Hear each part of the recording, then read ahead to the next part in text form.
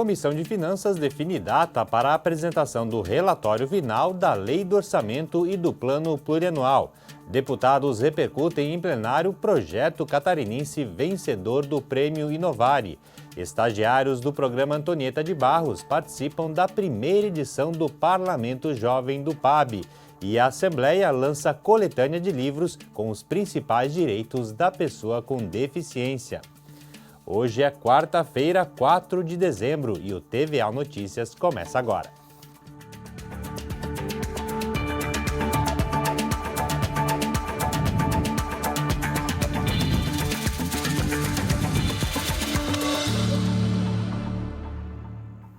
Boa noite.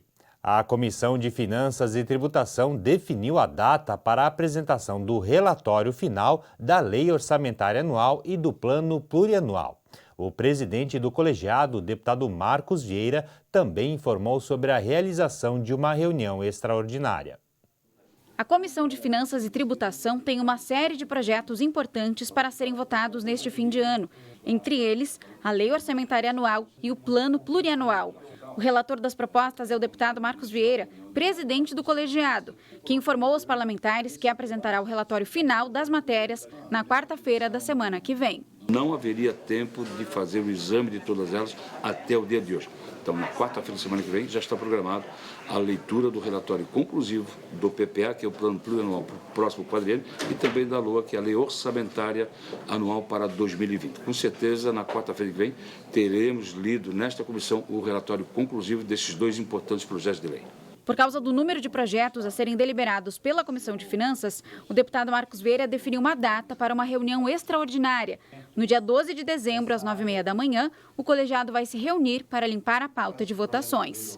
Evidentemente que nós devemos limpar a pauta e dar condições para o presidente da Casa, o deputado Júlio Garcia, elaborar a ordem do dia da semana dos dias 17 e 18. E aí sim, finalizando dia 18, com a votação do PPA e da LOA, a Assembleia poderá entrar com tranquilidade no recesso parlamentar. O projeto de ressocialização de detentos desenvolvido na Penitenciária Regional de Curitibanos pelo Grupo Empresarial Berlanda foi o escolhido como prática destaque na 16ª edição do Prêmio Inovare. A premiação repercutiu entre os deputados durante a sessão ordinária desta quarta-feira. Penitenciária Regional de Curitibanos, em São Cristóvão do Sul, Santa Catarina. Nesse local funciona há 10 anos um projeto de ressocialização dos presos. Eles podem estudar e trabalhar nas 12 empresas instaladas dentro do complexo. A cada 3 dias trabalhados, um dia é reduzido da pena. Todos os detentos recebem um salário, pago pela empresa contratante. Metade do pagamento fica para o detento. Parte fica para a família do preso e outra parte vai para o fundo penitenciário e é usado pelo governo para melhorias no sistema penitenciário estadual. O Grupo Berlanda é uma das empresas que estão na penitenciária, empregando cerca de 300 presos na produção de estofados, camas e travesseiros. A iniciativa foi premiada como prática destaque na 16ª edição do Prêmio Inovar, realizado em Brasília. Foram mais de 600 inscritos de todo o país, com foco nos desafios enfrentados pelo Poder Judiciário brasileiro. Santa Catarina mostra para o país, mostra para o Brasil o que a gente pode fazer com esse tipo de mão de obra. No meu entendimento, o detento ele deve pagar pelo que ele cometeu, mas ele tem direito a se recuperar e reincluí-lo novamente na sociedade, através do trabalho, uma profissão. Eu citei lá o exemplo, inclusive, que tem detentos lá que cometem atos que nunca trabalharam na vida, por exemplo, tráfico de drogas, certas pessoas que nunca haviam trabalhado na vida e lá aprendem uma profissão. Ex-secretária de Estado da Justiça e Cidadania, a deputada Ada De Luca, reforçou a importância de iniciativas que buscam a ressocialização dos presos. Aquele homem que está lá dentro, aquela mulher, vai sair um dia e ele tem que sair com vontade de viver e não com vontade de cometer novos delitos. E para isso a ressocialização é de suma importância, né? E o Prêmio Inovare é um orgulho para Santa Catarina receber, né? Outros assuntos, como a economia solidária e a inclusão de um segundo professor na sala de aula, também estiveram em discussão na tribuna do Parlamento. Confira a reportagem. Foi na tribuna da Assembleia Legislativa que a deputada Luciane Carminati relembrou o projeto de lei que incluía o segundo professor em sala de aula. A lei foi promulgada no Parlamento catarinense, só que o governo de Santa Catarina ingressou na Justiça e o STF entendeu como inconstitucional por vício de origem. Diante desse cenário, a parlamentar propôs ao governo discutir e apresentar, através do Executivo, uma nova proposta. Não entraram em discussão se havia necessidade ou não, se é meritório ou não. O debate foi a origem, então que não poderia partir do Legislativo, mas sim do Executivo. Então, desta forma, eu vejo com bons olhos, o governo acatou o nosso pedido. Também é um pedido da educação especial, dos pais que têm filhos com deficiência. Carminati também reforçou a lei recém-sancionada sobre a economia solidária, que beneficia alguns setores, como artesãos e agricultores. O governo já criou um grupo de trabalho que vai regulamentar a lei. A ideia é possibilitar incentivos fiscais aos que promovem a economia solidária em Santa Catarina. O que nós queremos com essa lei é também enxergar os empreendimentos solidários. Eles existem, eles precisam de incentivo, mas não basta aprovar a lei. Nós temos a lei já aprovada, sancionada pelo governador, mas tem 4 artigos da lei que precisam de regulamentação. Entre eles entra toda a discussão do crédito, e o crédito tem a ver, obviamente, com orçamento. As duas propostas foram bem recebidas pelo governo catarinense e, por isso, já existem os grupos discutindo os melhores caminhos para colocar em prática. Reuniões já foram realizadas para definir como proceder com o projeto de lei do segundo professor e a aplicação da lei que cria a Política Estadual da Economia Solidária em Santa Catarina. E você vai ver no próximo bloco. A Assembleia lança coletânea de livros com os principais direitos da pessoa com deficiência. Nós já voltamos.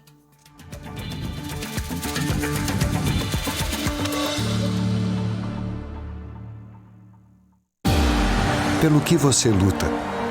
Pelos direitos das crianças e adolescentes? Pelos direitos dos idosos? Pelo fim da violência contra a mulher? Por mais acessibilidade? Por mais oportunidades de trabalho para os jovens? Pelo respeito à diversidade? Por mais inclusão social? Por menos impostos? Seja qual for a sua bandeira, ela também é a bandeira da Assembleia Legislativa de Santa Catarina. Um lugar onde são criadas, discutidas e aprovadas as leis que podem mudar a sua vida para melhor. Por isso, participe mais, fiscalize mais e dê a sua opinião. Visite a Alesc ou acesse as nossas redes sociais e saiba como fazer a sua causa ser bem representada. Assembleia Legislativa de Santa Catarina. A nossa bandeira é a de todos os catarinenses. –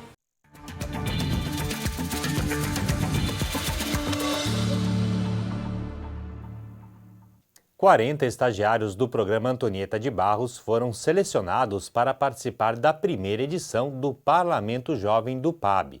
Durante 2 dias, os jovens vão vivenciar a rotina dos parlamentares. Eles terão a oportunidade de propor, discutir e votar projetos de lei. Os 40 jovens deputados que participam da primeira edição do Parlamento Jovem do programa Antonieta de Barros definiram os integrantes da mesa diretora. Eleita como presidente do Parlamento Jovem do programa Antonieta de Barros, Delza Dora Souza, do Partido por uma Renovação Democrática, defendeu a criação de novos programas para inclusão na Assembleia. É um desafiador estar ocupando essa mesa porque a gente vai ter que, de alguma maneira, mesmo que de uma maneira técnica, um pouco menos discursiva, a gente vai estar representando essas pessoas que nos elegeram dentro do Parlamento Jovem Catarinense do PAB e também por estar ali levando as propostas, né, que foram colocadas já por diversos partidos. Então, a gente tem 5 partidos e todos eles trouxeram propostas que vão muito de encontro com aquilo que a gente já defende dentro do programa Antonieta de Barros. Desde outubro, os jovens estagiários da Assembleia passam por oficinas que abordam diversos temas, como formação política, importância da participação feminina e de negros nesse cenário. O objetivo foi capacitá-los para assumirem as cadeiras do Parlamento Jovem. A gestora do Núcleo de Educação para a Cidadania da Escola do Legislativo, Léa Medeiros, destacou a importância da dinâmica promovida pelo programa na formação dos jovens. Viver na democracia é um aprendizado contínuo, cotidiano. E isso eles estão, aos poucos, se apropriando desse conhecimento e também colocando na prática. Quando eles vão, e eles já estão ao elaborar as proposições, por exemplo, que cada partido trouxe, eles já tiveram momentos de diálogo, de ter que algum deputado abrir mão da sua ideia para que a outra possa prevalecer. Então, é um processo pedagógico, um processo de aprendizado. Fazem parte dessa primeira edição 32 mulheres e 8 homens, que nos próximos dias conhecerão o cotidiano dos deputados, como rotina de trabalho e sessões plenárias. A Assembleia lançou uma coletânea de livros contendo os principais direitos das pessoas com deficiência e um painel com informações e estatísticas sobre a inclusão dessas pessoas no mercado de trabalho.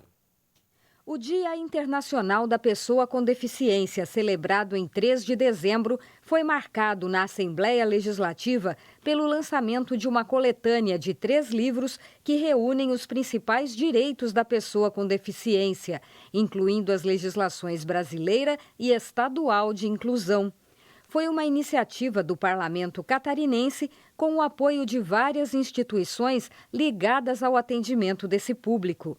Na mesma cerimônia, a Assembleia lançou o informativo do projeto Alesc Inclusiva, que vai chamar pessoas com deficiência para o programa de estágio do Poder Legislativo Estadual. Também foi realizado o lançamento de um painel de informações e estatísticas sobre as pessoas com deficiência no mercado de trabalho em Santa Catarina. É o Radar CIT, da Secretaria Nacional de Inspeção do Trabalho. Os dados estão na internet, reunidos no endereço cit.trabalho.gov.br/radar, onde é possível conhecer os números da inclusão no mercado de trabalho da pessoa com deficiência, como o cumprimento das cotas, o déficit de vagas e a porcentagem de emprego. O lançamento do site foi feito pela auditora fiscal do Trabalho, Luciana Sanz de Carvalho, do Ministério da Economia. Ela coordena em Santa Catarina o projeto de inclusão no mercado de trabalho das pessoas com deficiência. Essas informações são mais para orientar políticas públicas, orientar o judiciário catarinense e brasileiro, no sentido de mostrar que há muitas pessoas com deficiência, um universo enorme de pessoas com deficiência e que, infelizmente, ainda não conseguiram sequer cumprir uma cota que representa um número muito ínfimo de acordo com esse universo de pessoas com deficiência, Santa Catarina tem 1,5 milhão de pessoas com deficiência, o que equivale a 22% da população. Conforme dados do Relatório Anual de Informações Sociais, de janeiro de 2014 a junho de 2019, foram criados no estado 8.648 empregos para pessoas com deficiência e reabilitados do INSS. É o estado com maior crescimento na inclusão nos últimos 2 anos. Uma lei estadual determina que empresas com 100 ou mais funcionários devem destinar entre 2% e 5% das vagas, dependendo do total de empregados, para pessoas com deficiência. Em Santa Catarina, há aproximadamente 1.800 empresas que se enquadram na legislação. Destas, 610 cumprem ou estão acima da cota mínima exigida. A cerimônia, realizada no plenarinho, contou com a participação de representantes de diversas entidades que atendem as pessoas com deficiência no estado e deputados integrantes da Comissão de Defesa dos Direitos da Pessoa com Deficiência, que trabalha para aumentar a inclusão e promover o evento. Este dia é um marco, Nós temos que ter conhecimento da legislação, abrir espaço no mercado de trabalho. Ele é um passo importante no caminho da inclusão e para que as pessoas com deficiência possam se integrar definitivamente. Eu vejo o mercado de trabalho como uma integração definitiva da pessoa com deficiência na sociedade. Isso vem reforçar a nossa preocupação de uma rede solidária que tem que cumprir o que está previsto dentro da Constituição e das leis, para que as pessoas, hoje, em número de quase 500 mil de pessoas, 440 mil pessoas, pudessem ter um local de trabalho. 2 cabos e um sargento do batalhão do Corpo de Bombeiros de Imbituba receberam hoje uma moção de aplauso da Assembleia pela atuação em uma ocorrência. Eles foram acionados por causa de um incêndio em um caminhão na BR-101, mas acabaram salvando o motorista de um assalto. Os cabos Alex e Tartari, acompanhados do 2º sargento Pedro, são bombeiros de Imbituba, no sul do estado. Os 3 militares, com experiências de décadas na corporação, atenderam a uma ocorrência atípica. O que parecia ser um incêndio a veículo, na realidade era um assalto a um motorista, na BR-101, na região sul de Santa Catarina. Diante da chegada dos militares ao local, os criminosos acabaram fugindo, e isso resultou no salvamento do condutor do caminhão. Por isso, em reconhecimento ao trabalho prestado e o ato de bravura, o deputado José Milton Schaefer apresentou a proposta de moção de aplausos aos militares. A Assembleia Legislativa presta esse ato reconhecendo, o papel do sargento Pedro e também dos cabos Alex e Tartari, pelo seu envolvimento, mesmo estando fora de serviço, em ajudar o próximo. Isso qualifica ainda mais os nossos bombeiros de Santa Catarina. Os bombeiros homenageados pela moção de aplausos comemoraram. Cada um tem um histórico de ocorrências que marcaram a trajetória dentro da instituição. Mas todos receberam a comenda pela primeira vez no Parlamento catarinense. A nossa pressão está no sangue, né?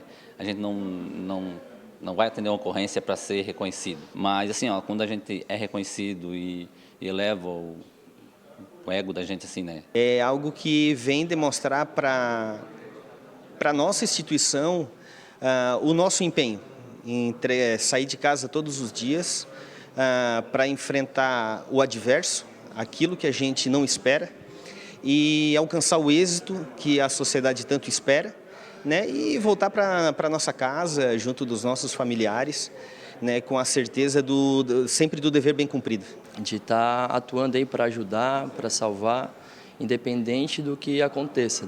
Nessa forma foi um pouco inusitada o que a gente passou, mas é isso, faz parte da nossa vida, do nosso dia a dia como bombeiro, né? O Instituto do Meio Ambiente realizou ontem a cerimônia de premiação da 12ª edição do Prêmio IMA de Jornalismo Ambiental. O objetivo foi reconhecer os trabalhos jornalísticos que contribuem para a preservação dos recursos naturais. Na categoria Rádio Jornalismo, Daniela Legas, jornalista da Rádio AL, recebeu o certificado regional com a reportagem sobre a produção de truta e outros peixes de água doce nos rios catarinenses. E o TVA Notícias fica por aqui. Mais informações você confere na nossa programação, no site, nas nossas redes sociais e amanhã, a partir das 8 da manhã, no Primeira Hora. Uma boa noite para você e até amanhã.